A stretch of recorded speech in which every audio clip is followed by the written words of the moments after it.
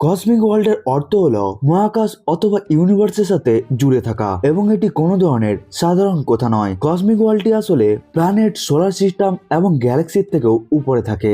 এবং আজকের এই ভিডিওতে আমরা এমন ধরনেরই কসমিক বিং এর সম্বন্ধে কথা বলবো যারা প্ল্যানেট, সোলার সিস্টেম এমনকি গ্যালাক্সির থেকেও উপরে রয়েছে। অর্থাৎ আমরা ওই সমস্ত ক্যারেক্টারদের সম্বন্ধে কথা বলবো যাদের ইম্প্যাক্ট প্ল্যানেট এমনকি ইউনিভার্সের মধ্যেও রয়েছে। চলুন বন্ধুরা, এবার সময়কে অতটা অপচয় না করে মার্বেল মাল্টিভার্সের top 10 most powerful cosmic being এর সম্বন্ধে জেনে নেওয়া যাক। Number 10, Ego the living planet. Marvel cinematic ইউনিভার্সের মধ্যে আমরা প্রথম যেই কসমিক বিং কে দেখতে পেয়েছিলাম সেই ছিল ইগো, এবং এই বিংটি আজ থেকে বিলিয়ন বছর আগে থেকেই এক্সিস্ট করত। ইগো নিজেই guardian of the Galaxy volume 2 এর মধ্যে বলেছিল সে কোটি কোটি বছর ধরে শুধুমাত্র একটি কনসিয়াসনেস হিসেবেই বসবাস করছিল। এরপরে সে নিজেই বোর হয়ে গিয়ে নিজেকে নিজে থেকেই তৈরি করে নেয়। এখানেই আমরা জানতে পারি যে ইগো তো কোন রকম সিলেস্টিয়াল নয়, কিন্তু সে অনেকটাই সিলেস্টিয়ালদের মতোই হয়ে থাকে। এবং আমরা ইগোকে যেমন ধরনের এনার্জি ম্যানিপুলেশন কে করতে দেখতে পেয়েছিলাম, তেমন ধরনের এনার্জি ম্যানিপুলেশন কে আমরা এমসিইউ এর মধ্যে আর কখনোই দেখতে পাইনি। যেমন ক্যাপ্টেন মার্ভেলও নিজের এনার্জিকে ম্যানিপুলেট করতে পারে, কিন্তু ইগো এনার্জিকে এতটাই ভালোভাবে ব্যবহার করতে জানে যার ফলে সে তার থেকে লাইফ ফর্মকেও তৈরি করে নিয়েছিল। এসব ছাড়াও ইগো খুব কম সময়ের মধ্যেই সবেরান আর্মাডা আর্মিকেও শেষ করে দিয়েছিল। এখান থেকে বোঝা যায় যে ইগো যদি নিজের ফুল পাওয়ারকে 100% পর্যন্ত পুশ করত তাহলে সে সবার জন্যই খুবই ডেডলি হয়ে যেত। নাম্বার 9, ডোরমামু।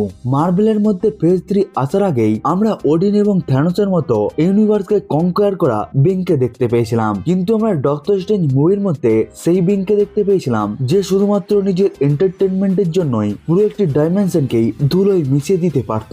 আমরা এটিকে সবাই জানি যে ancient one master of magical আর্টের খুবই পুরনো একজন সদস্য, কিন্তু এরপরেও সে ডোরমামুর অ্যাক্সেসের মধ্যে কখনোই যেত না। এসব যারা ডোরমামুর পাওয়ারের সম্বন্ধে এনসেন্ট ওয়ান নিজেই বলেছিল সে আসলে ওই দুনিয়ার মধ্যে রুল করে থাকে যেটি সময় এবং সমস্ত রহস্য দ্বারাই ভরা রয়েছে। এমনকি যদি ডক্টর স্ট্রেঞ্জের কাছে কোনো ধরনের টাইম ইনফিনিটি স্টোন না থাকতো তাহলে আমরা 2016 মধ্যে থাকা ডক্টর স্ট্রেঞ্জ মুভির মধ্যে আমরা ডক্টর স্ট্রেঞ্জকে শেষবারের জন্যই দেখতে পেতাম। এসব ছাড়াও ডোরমামু নিজের ব্ল্যাক পাওয়ারকে ব্যবহার করে ইউনিভার্সকেও অতি সহজে ম্যানিপুলেট করে দিতেও পারে। নাম্বার 8, ম্যাফিস্টো। ম্যাফিস্টোকে আমরা যতটা সময়ের জন্যই লাইভ অ্যাকশনের মধ্যে দেখতে পেয়েছিলাম সেখানে আমরা দেখতে পাই সে বসে বসেই ডোরমামুকে নিয়ে মজা উড়াতে শুরু করে দিয়েছে। এমনকি সে এটিও বলেছিল ডোরমামু তার কাছে টিকতেই পারবে না, কিন্তু এই ব্যাপারে কতটা সত্য রয়েছে বন্ধুরা আপনারা এটিকে জেনে অবাক হবেন যে ম্যাফিস্টো টেকনিক্যালি কোনো ধরনের মজাককে করছিল না। ম্যাফিস্টো হলো আসলে এমন ধরনের বিং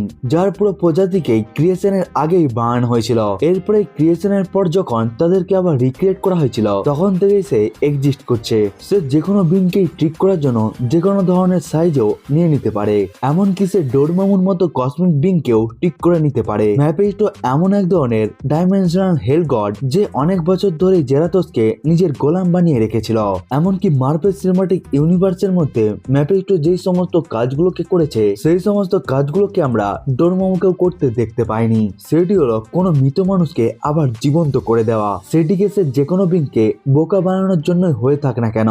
আসলে এটি হলো এমন এক ধরনের রিয়েলিটি র্যাপিং যার ফলে সে অনেক বছর আগে মারা যাওয়ার নেটলিকেও সেম পার্সোনালিটি এবং পারফেক্ট ভাবেই তৈরি করে নিয়েছিল, সেটিকেও মেন রিয়েলিটির মধ্যে। Number 7, watcher. এটিকে তো আমরা সবাই জানি যে ওয়াচার এক প্রকারের কসমিক প্রজাতি, কিন্তু আমরা রেফারেন্সের জন্য এখানে আমরা ওয়ার 2 কেই নেব যাকে আমরা লাইভ অ্যাকশন মুভির মধ্যেও দেখতে পেয়েছিলাম। কিন্তু এই পজিশনকে জাস্টিফাই করার জন্য আমরা হোয়াটিপেরই ওয়াচারকে নিয়ে কথা বলবো, কারণ ওখান থেকে আমরা ওয়াচারের ভিন্ন ভিন্ন ধরনের ফিটসকেও দেখতে পেয়ে যাই। হোয়াটিপের মধ্যে আমরা দেখতে পেয়েছিলাম ওয়াচার মাল্টিভার্সের বাইরে থেকেও মাল্টিভার্সকে খুব ভালোভাবে দেখতে পারে এবং সে এমন ভাবেই মাল্টিভার্সের কাহিনীকেও শুনিয়ে থাকে। কিন্তু যখন ইনফিনিটি আল্ট্রনের সাথে তার লড়াই হয় তখন আমরা দেখতে পাই আল্ট্রন ওয়াচারকে একটি প্ল্যানেটের উপরেই ছুঁড়ে মারছিল। এরপরেই সে একের পর এক পাঞ্চ মারতেও শুরু করে দেয় এবং প্রত্যেকটি পাঞ্চের সাথেই ওই প্ল্যানেট গুলো পরিবর্তন হয়ে যাচ্ছিল।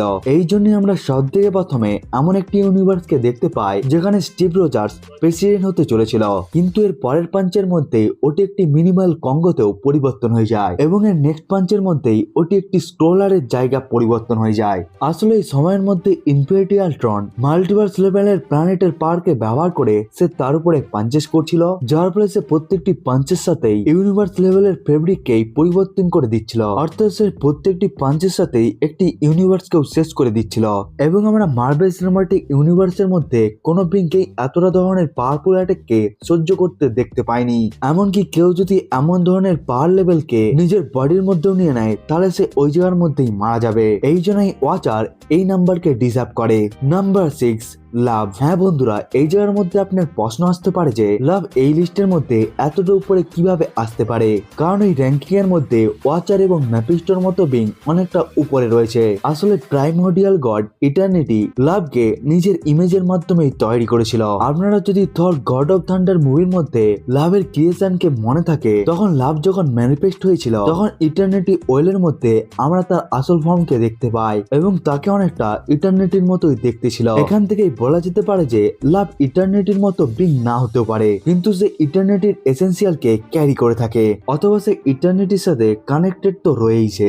এই পাওয়ারটি লাভকে এতটা বেশি পরিমাণে পাওয়ারফুল বানিয়ে দিতে পারে যেটির সম্বন্ধে আপনারা কল্পনাও করতে পারবেন না। যেহেতু লাভ মার্ভেল সিনেমাটিক ইউনিভার্সের একটি অরিজিনাল ক্যারেক্টার, এই জন্য আমরা কমিকের মধ্যে তার কোনো ধরনের রেফারেন্সকেও দেখতে পাইনি। কিন্তু কমিকের মধ্যে এমন অনেক ধরনের ক্যারেক্টার আছে যখন তারা ইটার্নিটির সাথে নিজেদের কানেকশনকে বানিয়ে নিয়েছিল তখন তারা নিজে থেকেই ইটার্নিটির আবদারের মধ্যেও পরিবর্তন হয়ে যেত এবং এটি খুবই বেশি একটি ভয়ঙ্কর পাওয়ার আপ, যার সামনে ডোরমামুর মতো বিং সামান্য বলে মনে হবে, যেটিকে আমরা মার্বেল কমিকের মধ্যে এনসেন্ট ওয়ান এবং ডক্টর স্ট্রেঞ্জকেও এই কাজটিকে করতে দেখতে পেয়েছিলাম। অর্থাৎ লাভের কাছেও এমন ধরনের অথবা এর থেকেও বেশি ধরনের ক্যাপাসিটি রয়েছে, কারণ তাকে আবার জন্ম দিয়েছিল ইটার্নিটি। নাম্বার 5, সিলেস্টিয়াল। সিলেস্টিয়াল হলো মার্বেল সিনেমাটিক ইউনিভার্সের ইঞ্জিনিয়ার। এরাই হলো সেই বিং যারা পুরো মাল্টিভার্সের মধ্যেই সমস্ত জিনিসের ক্রিয়েশন করেছিল। এমনকি ইটার্নাল মুভির মধ্যে আমাদেরকে এটিও বলা হয়েছিল হিট এবং লাইটের মতো ফান্ডামেন্টাল জিনিসকেও সিলেস্টিয়ালরাই তৈরি করেছিল।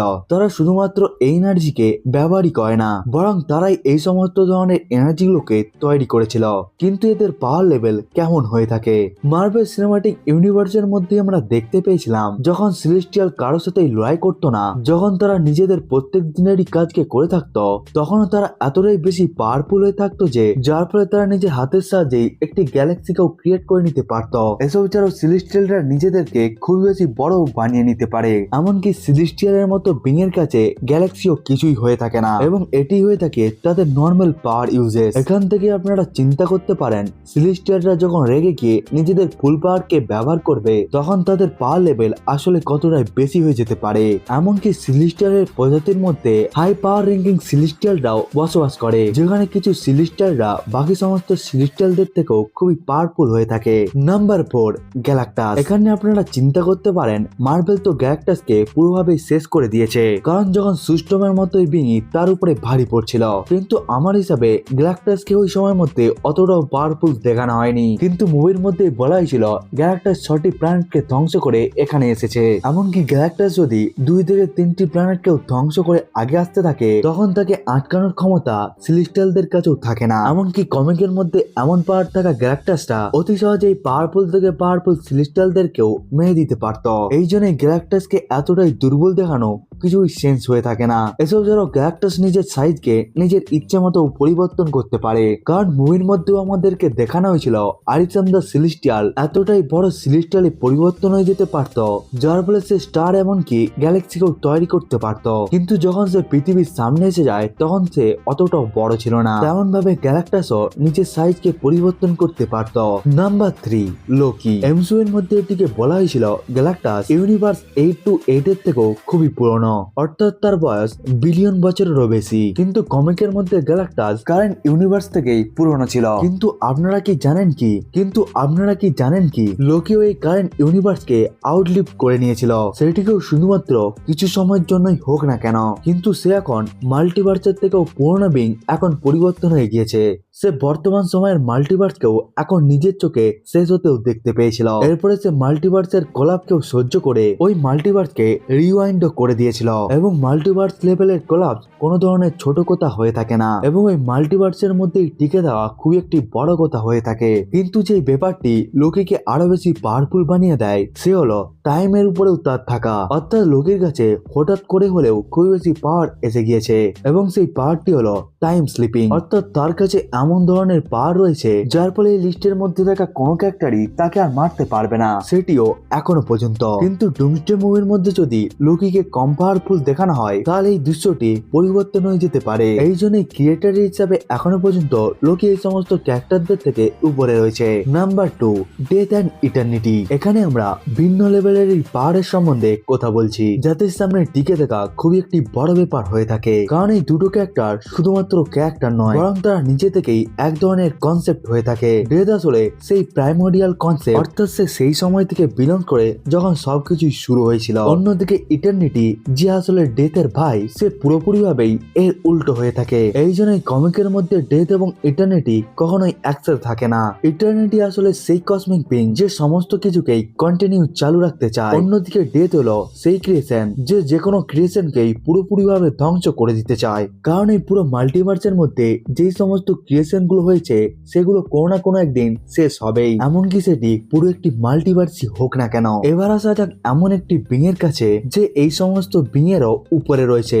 Number 1, Franklin Richard. সব থেকে প্রথমে জেনে নেওয়া যাক ফ্র্যাঙ্কলিন কেমন ভাবে সমস্ত ধরনের ইনফিনিটি স্টোনের থেকেও পাওয়ারফুল। আপনাদের যদি অ্যাভেঞ্জার এন্ড গেম মুভি মনে থাকে তাহলে আমি আপনাদেরকে বলে দিই যে যখন ব্রুস ব্যানার ওই সময়ের মধ্যে স্ন্যাপ করেছিল তখন সে ব্ল্যাক উইডোকেও এই ইউনিভার্সের মধ্যে নিয়ে আসতে চেয়েছিল, কিন্তু সে স্ন্যাপের পর দেখতে পায় ব্ল্যাক উইডো এখনো ফেরত আসেনি। অর্থাৎ সমস্ত ধরনের ইনফিনিটি স্টোনের পাওয়ারকেও ব্যবহার করে আবার একটি মৃত মানুষকে ফেরত নিয়ে আসা যেতে পারে না। ইনফিনিটি স্টোনের কম্বাইন পাওয়ার সেই সমস্ত বিংকেই আবার নিয়ে আসতে পেরেছিল যাদেরকে ইনফিনিটি স্টোনের পাওয়ারকে ব্যবহার করে ইরেজ করা হয়েছিল।